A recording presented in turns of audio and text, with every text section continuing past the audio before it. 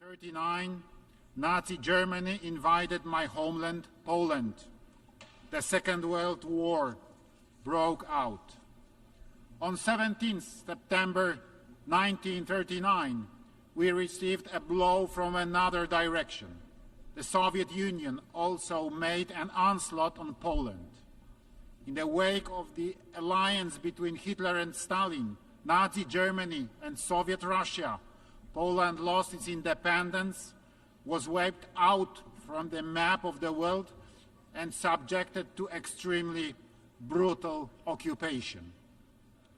This is precisely why we understand the tragedy of Ukraine better than any other country in the world, and the tragedy of other countries experiencing the pandemonium of war.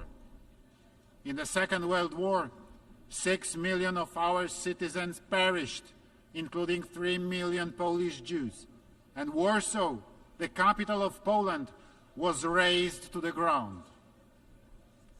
And yet our history stands as a testament that even crimes and persecution are not able to suppress the true spirit of freedom, that freedom will finally prevail.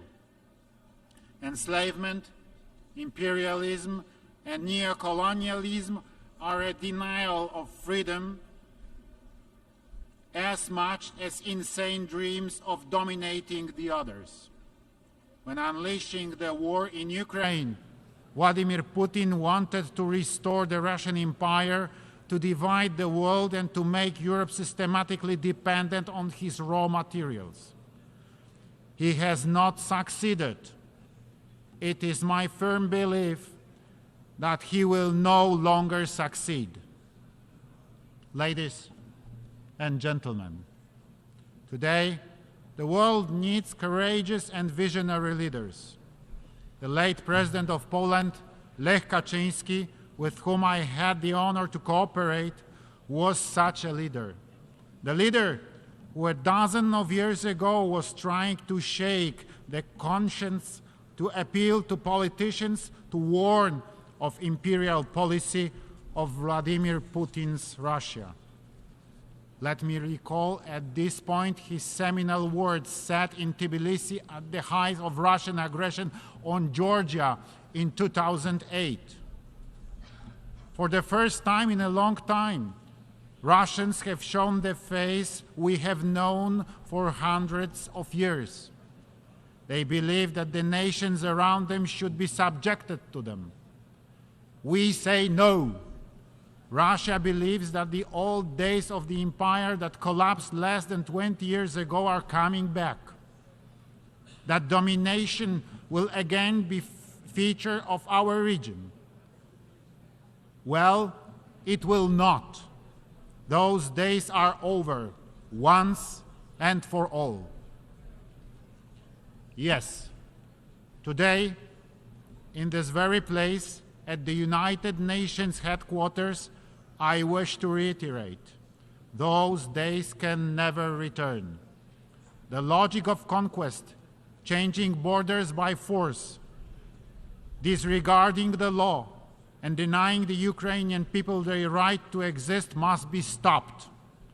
This brutal war must end and not be converted into a frozen war.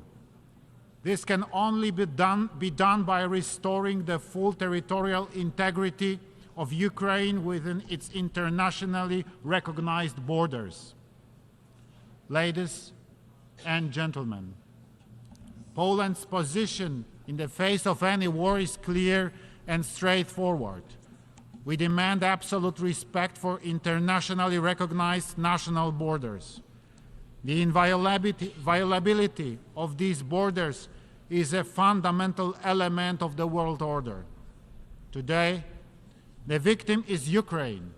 Tomorrow, it could be any one of us if we do not follow these ironclad rules, if we do not insistently enforce compliance with international law.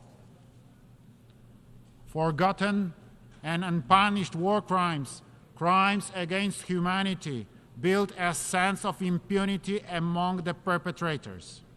Such crimes give permission to their successors and imitators who, following suit, commit similar crimes when they want to dominate and determine the fate of other states and nations. The crimes in a war in Ukraine are the living proof thereof. That is why we are engaged in initiative to hold Russia accountable for gross violations of fundamental norms of international law.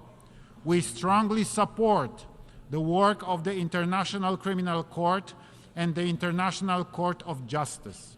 We support the work of the Independent International Commission under the UN Human Rights Council to investigate violation of human rights and humanitarian law in the context of Russian aggression and to collect, verify, and preserve evidence.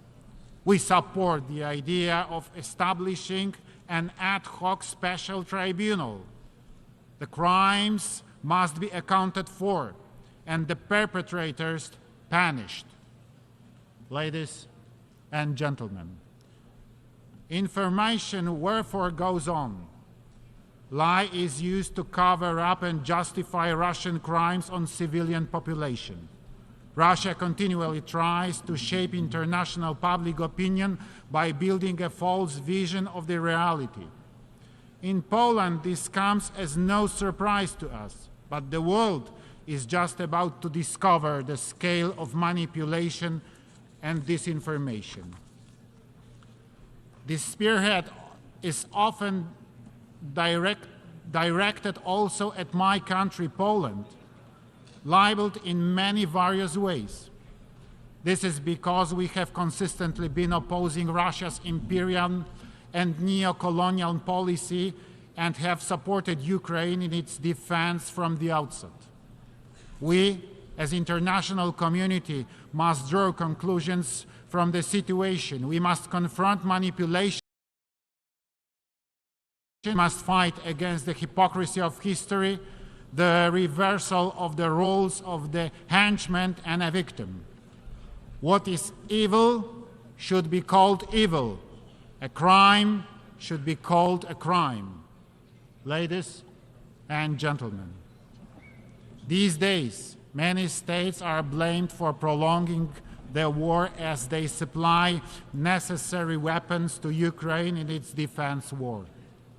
This is a completely false logic, as if putting the blame on a neighbor who comes to aid to the people next door defending their own home against mugger. If someone attacks your household, you have the right to defend it, and the neighbors should not to stay indifferent. Ukraine would not be able to resist the aggression and effectively stand for its independence if it were not for the assistance of other countries, and primarily on the biggest scale, the United States of America. It is the United States that has been playing a pivotal role in assuring security in Europe for more than a century. I'm saying so as a president of the European country which was plagued by war experience on so many occasions. It must be remembered that the engagement of the United States in the First World War led it to an end, as much as to the restoration of independence by Poland and by other countries of the Central and Eastern Europe. The United States played a pivotal role in defeating Nazi Germany. Without the US support, neither the United Kingdom nor the Soviet Union would have been able to resist Hitler. Finally, the United States was instrumental in the reconstruction of Western Europe in the aftermath of war and in fending off the threat posed by the Soviet Union throughout the Cold War. It is too often that Europe tends to forget that it owes its security and prosperity to the US commitment and presence. In Poland, we recall this very well. That is why Poland's top priority for the time of our presidency of the European Union in the first half of 2025 will be enhancing transatlantic relations and cooperation between the EU and the United States of America. Ladies and gentlemen, Poland has never had colonies, the fact of which we are proud. We emphasize it on all occasions. Instead, my home country was many times brutally attacked, destroyed, and used by the neighbors with their imperial ambitions. For 123 years, Poland disappeared from the maps of the world. That is why we understand very well the countries that suffered colonialism and the challenges they need to confront. Wherever the international community is in need, Poland is always ready to respond to the call and without any hesitation. We provide assistance in many corners of the world. Despite the war in the immediate neighborhood, we will continue our support to the Eastern Partnership countries. We continue to focus on countries of the sub-Saharan region. We are present in the Middle East. Given the refugee crisis caused by the war in Syria, Poland's assistance to Iraq, Lebanon, Palestine, and Jordan will be maintained. Poland will also continue its humanitarian support. Many places around the world are facing worsening food crisis. The situation is most difficult in Africa, where 1 in 5 people is suffering from hunger. Also, the population suffering hunger is increasing in West Asia and the Caribbean. Today, an estimated 2.4 billion people lack sustainable regular access to food, of which some 900 million face severe food insecurity. Therefore, in 2022, we in Poland have supported the World Food Fund activities in Africa, the Middle East, and Asia, including Lebanon, Afghanistan, Tajikistan, and Syria. We found our activities mainly through multilateral channels, as well as through Polish NGOs and their local partners. Poland fully recognizes the ambitions of the African Union to play an even more active role in the on the global stage. Ensuring peace and development in Africa will be facilitated by good and cost-effective governance and the development of democracy on the continent. We respect African solutions to African problems, standing ready to share the experience we have gained in the difficult but successful transformation of our economy. Ladies and gentlemen, Poland is a country of freedom and solidarity.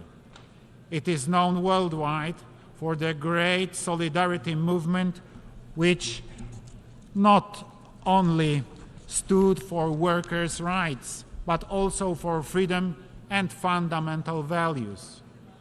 The movement which brought together millions of people courageously defied an evil and changed the course of modern history, bringing about the fall of communism. We are extremely proud of our solidarity. Upon Russian aggression on Ukraine, the Poles have once again illustrated that solidarity is not only the great history, but that solidarity lives in us. Millions of my compatriots committed themselves to bring aid to the people fleeing the nightmare of war. In the very first days of the war, many journalists were coming to Poland and invariably asked me, "Where are the refugee camps?" And my response was, "There are not any. There are not." There was no talk about camps. We hosted our guests in our own homes. We also had the honor of hosting many world leaders who came bringing humanitarian aid, including the United Nations Secretary General and other United Nations high-ranking officials. Thank you for your support and for your presence. Greater solidarity must come as a response to the evil, the war, and aggression. Without solidarity, there will be no lasting peace. Ladies and gentlemen, the world today needs more solidarity. We believe that the idea of solidarity-based development, which we hold so dear, is a beacon for security and prosperity. Poland is ready to take on concrete measures to support the United Nations operation undertaken to confront the most fundamental global challenges and threats, social and economic crisis. We wish to support the idea of just transition of economic and social changes that will not lose sight of the human dimension so that nobody is left behind. We believe that our experience as a leader of Central Europe, the fifth economy in the European Union, and the largest state in a Three Seas initiative can prove valuable, and many countries which varying degrees of economic and social development. We are ready to share with our partners from around the world not only our experience in the process of economic transformation, but also specific technologies that many Polish companies have available. Poland is proud to have been elected as a member of the United Nations Economic and Social Council for the 2024-2026 term.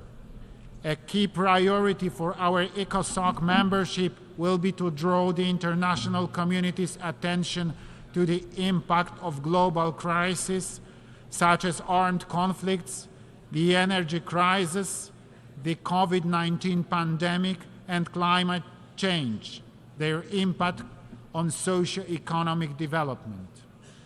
Time is running out to achieve the goals of the 2030 Agenda and the Sustainable Development Goals, and there are still many challenges ahead, so we must unite and intensify our efforts to accelerate the implementation of the individual tasks.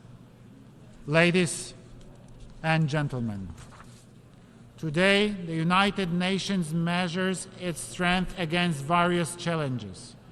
The decision-making impasse in Security Council, the situation in which Russia, one of the permanent members of the Council, is deliberately violating the UN Charter. The lengthy debates are considered a symptom of the weakness of both the organization and its constituent states. There are some people who ask questions about whether the UN is needed at all. Does it fit the times? On behalf of Poland, a neighbor of attacked Ukraine, a country that has taken in millions of refugees, I emphatically answer, yes, the United Nations is very much needed. No better system for international cooperation has been invented. The United Nations best justifies its experience not here in the New York or Geneva, but by bringing aid and assistance to those most in need, children, victims of war, the persecuted and the hungry, every day, all over the world. In 2025, the UN will celebrate 80 years of its existence. We remember why it was founded. Today, in these dangerous times, we need a return to the thinking and actions of the founding fathers of the United Nations. There will be no lasting peace without cooperation, without solidarity between richer and poorer countries, and ultimately without respect for international law. Poland wants cooperation. Poland wants solidarity. Poland wants peace. Thank you very much for your attention. On behalf of the Assembly, I wish to thank the President of the Republic of Poland for the statement just made, and I request protocol to escort His Excellency. The Assembly will hear an address by His Excellency Miguel Díaz-Canel Bermudez, President of the Republic of Cuba. I request protocol to escort His Excellency.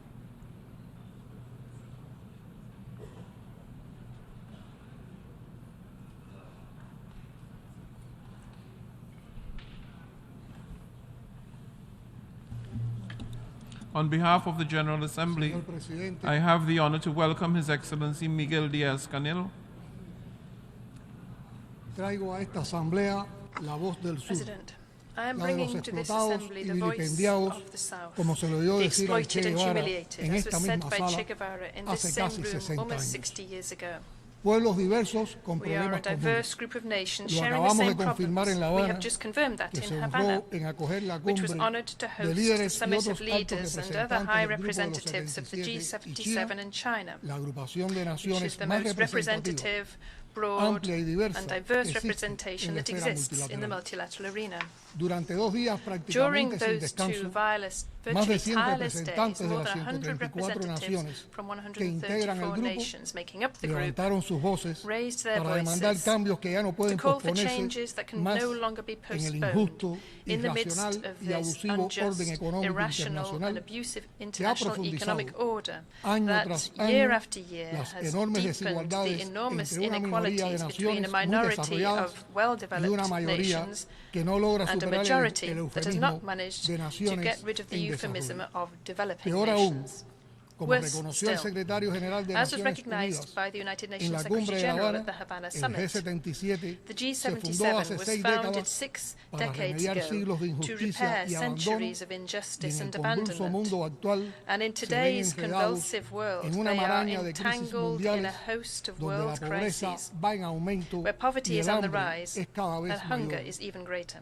Nos unió la necesidad de We are cambiar united by the need lo to que no ha change, sido resuelto which has not y la been condición resolved, de víctimas and by the principales condition of being the de main la actual victims crisis of the current multidimensional global global, multidimensional del abusivo crisis, intercambio desigual, abusive de la unequal brecha exchange, científica tecnológica scientific and y de technological la gaps, degradación and del the medio degradation ambiente. of the environment. Pero también nos unen But desde we are hace más also de medio united siglo and have been for el more than desafío half a century ineludible now by the y la inescapable determinación de challenge transformar el and the orden determination internacional to actual, transform the que current además de international order, excluyente e irracional, which, as well as being es exclusionary and insostenible para el irrational, is planeta unsustainable e for the inviable planet para el bienestar and is not de viable todos. for the well-being of all. Los países representados en el The countries G77 y represented at the China, G77 donde and vive el China, where more 80% de than la población 80% of the mundial, population no lives, solo tenemos el reto del desarrollo, do not only sino have the también la challenge of responsabilidad development, de they also modificar have the las responsibility of estructuras que modifying nos marginan del those structures which progreso global marginalize us y from social convierten a muchos progress pueblos del sur and turn many peoples en of the South laboratorios de into renovadas formas de laboratories for dominación. renewed forms of Urge domination. un nuevo y más justo A new and contrato more just global. global contract is Señor imperative. presidente,